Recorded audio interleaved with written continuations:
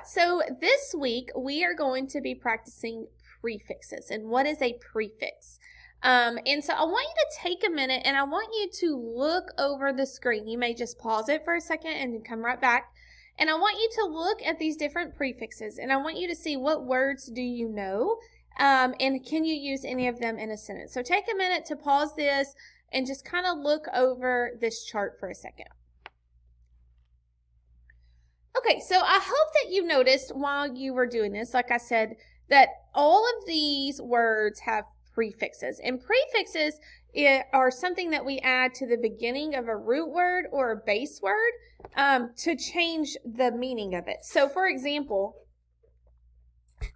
let's look at the word miss, meaning badly or wrongly. So, misinformation. If I was giving misinformation, that means I was giving bad information.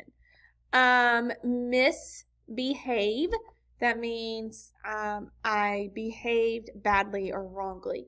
And so when we're working with these prefixes this week, we want to think about what does the word mean? Like, what does the root word mean? And then if I add that prefix, what does it mean?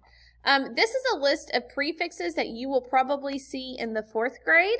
So we want to make sure we become very familiar with this word, these words. Under, meaning too little or below, like underdeveloped, like I'm not developed well, I'm below developed. Underage, I'm below the age I'm supposed to be. Underdog, some of us have been the underdog for games or championships and things like that. A lot of you boys know that term for like football and things like that. Look at the word miss or mid, like mid-winter. Well, I know winter is a time, so mid means like halfway in the middle.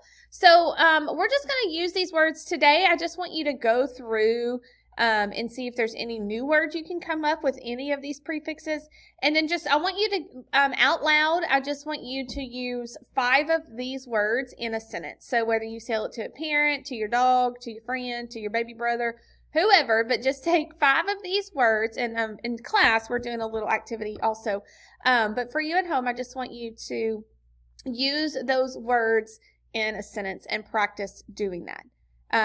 This week, we will work on some different activities where you have to understand what the root word is and then what does it mean when I add that prefix? How does it change the meaning of the word?